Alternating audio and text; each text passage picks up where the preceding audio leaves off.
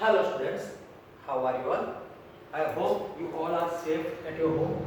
Students, from today we will start a chapter number 5, arithmetic progression of a class 10. In a GSEB it contains 4 marks, one question of 3 marks and one objective will ask in a board examination. So students, if you see around the nature, you will find the many things follow a certain pattern, right? So let's discuss some mathematical pattern, right? So here I take two examples. In the first example, Ravi deposit rupees 10 every day in his piggy bank, right? तो रवि रोज उसके piggy bank में 10 रुपए क्या करता है, deposit करता है. तो जो फर्स्ट डे होगा तो कितना रुपीस डिपॉजिट करेगा, 10 रुपीस. अब जब सेकंड डे वो 10 रुपीस डिपॉजिट करेगा तो जो पिगी बैंक में जो अमाउंट था वो कितना हो जाएगा, 10 + 10 20. वैसे ही थर्ड डे अमाउंट कितना हो जाएगा, 30. फोर्थ डे अमाउंट हो जाएगा 40, राइट. ये बात की हमने फर्स्ट एग्जांपल की.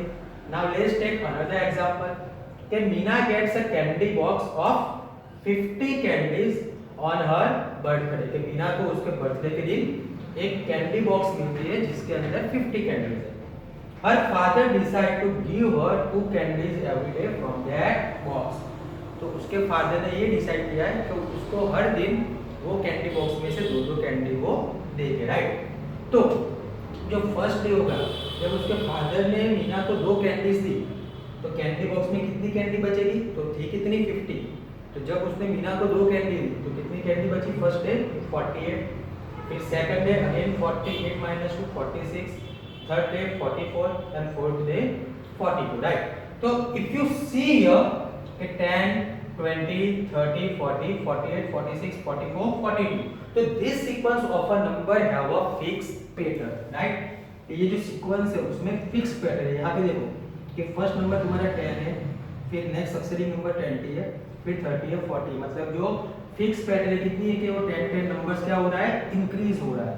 यहाँ पे 2 नंबर्स क्या हो रहा है, डिक्रीज हो रहा है, राइट. तो यहाँ पे आपने ऑब्जर्व क्या किया कि every successive terms are obtained by adding a fix number in a preceding term, right. कि हर एक टर्म कैसे फॉर्म होता है कि जो उसका प्रीसीडिंग टर्म है उसमें कोई फिक्स नंबर को ऐड करके फॉर्म होता है. जैसे कि देखो यार if you discuss for the 20, तो 20 कैसे फॉर्म हुआ, तो जो उसका प्रीसीडिंग नंबर था 10 उसमें आपने कितने ऐड किया, 10 ऐड किया तो 10 + 10 becomes 20. फिर ये 30 है, 30 का प्रीसीडिंग टर्म कौन सा है, 20. तो वापस वो फिक्स नंबर कौन सा है, +10. तो 20 + 10 30. Same as 40 is form by adding the +10 the preceding number. तो 30 + 10 40, राइट. बट यहाँ पे अगर हम बात करें, राइट, तो ये जो 40 है उसमें मैं कितना ऐड करूंगा तो मुझे 46 मिलेगा. तो -2 because plus minus minus and 48 - 2 gives 46. Same. और 44 का प्रीसीडिंग टर्म कौन सा है, 46. तो वापस वही फिक्स नंबर में ऐड करूंगा तो -2, राइट. तो 46 प्लस माइनस माइनस, तो 46 - 2 = 44. Okay, C. तो ऐसे जो लिस्ट ऑफ नंबर होते हैं कि such list of numbers is said to form an arithmetic progression, right. तो आपको यहाँ पे ध्यान क्या रखना है कि जो ये डिफरेंस है वो कैसा होना चाहिए, सेम होना चाहिए, राइट.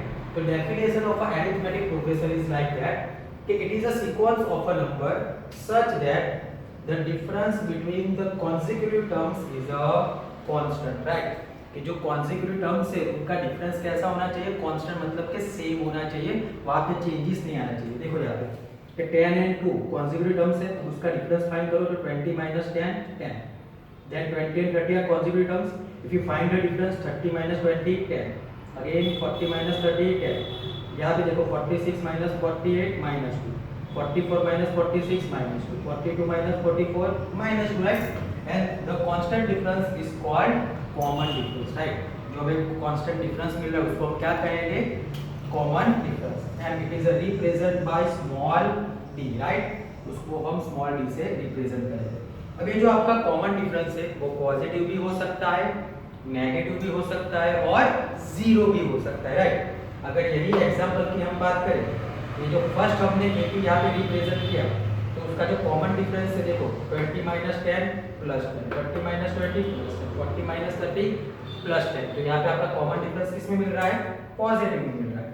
और यहाँ पे 46 minus 48 minus 2, 44 minus 46 minus 2, 42 minus 44 minus 2, right. तो यहाँ पे जो आपका कॉमन डिफरेंस है किस में मिल रहा है? नेगेटिव में मिल रहा है, right students.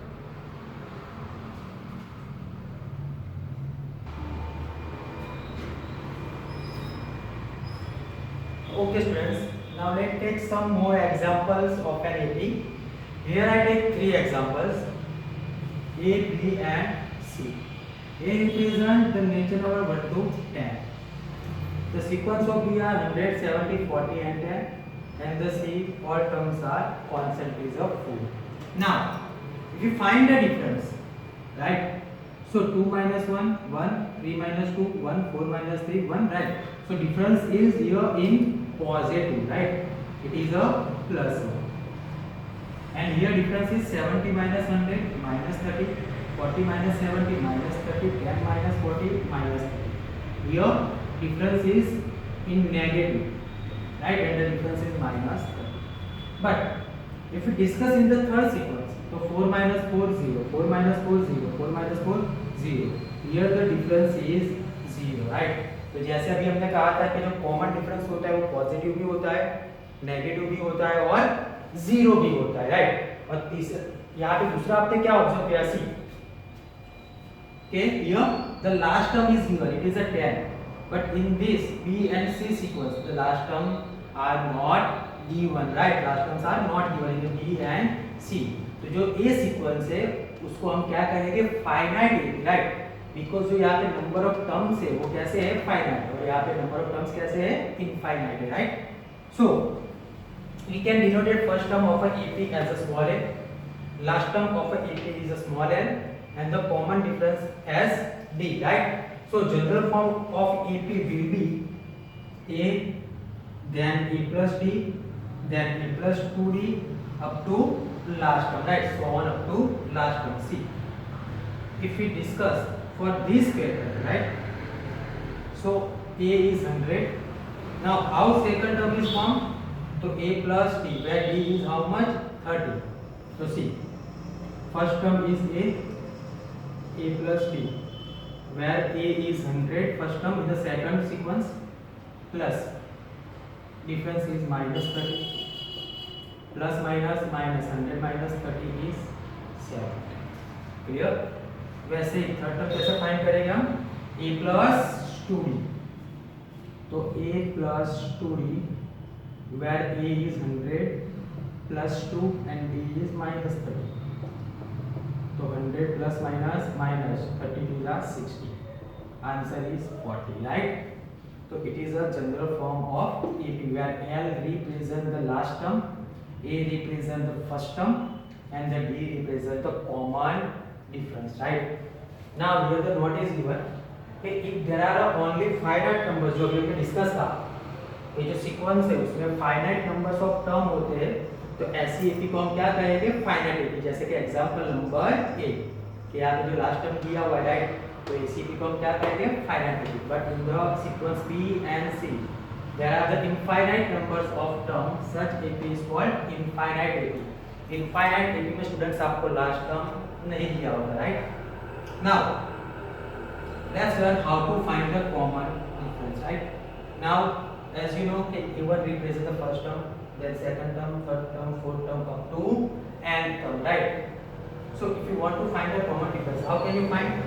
The formula is succeeding term minus preceding term, right? That means the a2 minus a1 या तो a3 minus a2 या a4 minus a3 या a n plus 1 minus A N, right. अगर यहाँ पे मैं n 10 लेता हूँ 10 plus 1 11, तो यहाँ पे क्या हो जाएगा? a 11, right.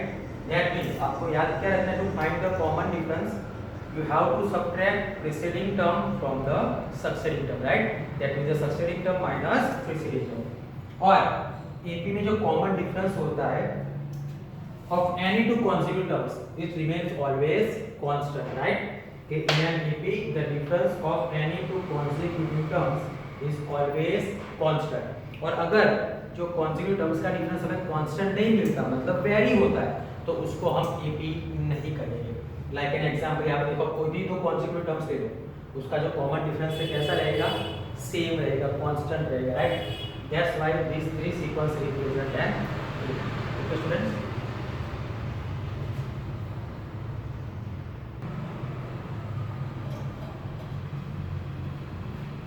Okay students, now let's understand AP by few examples.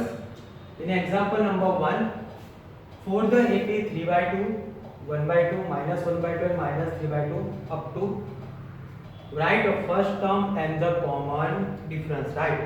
Now students, we know the first term is denoted by a small a, right? And here it is already mentioned the given sequence is an AP, right? So here a equal to 3 by 2, which represents the first term. Now we know the formula to find the common difference, right? The common difference equal to succeeding term minus preceding term.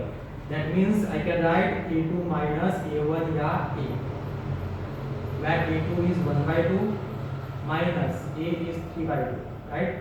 Now here the denominator are same, right? So you can subtract numerator directly, 1 minus 3. Now if you subtract bigger from the smaller, you will get answer in negative. So 1 minus 3 is minus 2 upon 2. So answer is minus 1, right? So here the difference is minus 1 and the first term is 3 by 2. So it is very easy question student, okay? Now in the example number 2, you have to answer which of the following list of the number does form an AP. बराबर, कौन C sequence AP represent करती है, तो उसके लिए आपको याद होगा स्टूडेंट्स, मैंने नोट्स में क्या निकाला, in AP the difference between any two consecutive terms remain constant, right? तो यहाँ पे आपको चेक करना है कि जो कॉमन डिफरेंस है consecutive terms का वो कांस्टेंट रहता है कि नहीं रहता। And if they form an AP, write the next two terms. अगर ये AP फॉर्म करते हैं तो उसके बाकी के दो नेक्स्ट टर्म हमें फाइंड करना है। Now you can see that the last term is not given. That means the both sequence represent the infinite terms, right? And the four terms are given. So let's discuss for the one part. First part of the question, so 4, 10, 16, 22 dash dash dash. Now we know the formula to find the common difference, D equal to A2 minus A. So 10 minus 4 equal to 6, right? Now check A3 minus A2. So 16 minus 10, it is also 6.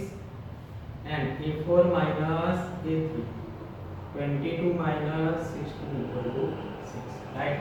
So if you observe here, the common difference is remain constant. Common difference is remain constant. Therefore this sequence represent an AP.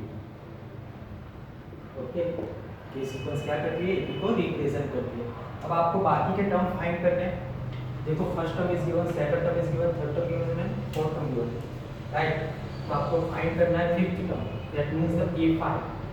अब आपको पता है कि कोई भी term कैसे form होता है, तो कि उसके प्रीसीडिंग में कॉमन डिफरेंस को ऐड करके फॉर्म होता है, राइट? तो A5 का प्रीसीडिंग टर्म कौन सा होगा, A4, उसमें हम क्या ऐड करेंगे, कॉमन डिफरेंस, राइट? तो A5 equal to A4 plus D। यहाँ पे फोर्थ टर्म क्या है तुम्हारा 22 और तुम्हारा कॉमन डिफरेंस क्या है 6, 22 प्लस 6 इक्वल टू 28, राइट? अब सिक्स टर्म कैसे फॉर्म होगा, तो सिक्स टर्म का प्रीसीडिंग नंबर कौन सा है, A5, उसमें आप क्या ऐड करोगे, common difference is A। A5 भी आपने फाइंड किया, it is 28 and common difference is 6, तो 28 plus 6 equal to 34, right students?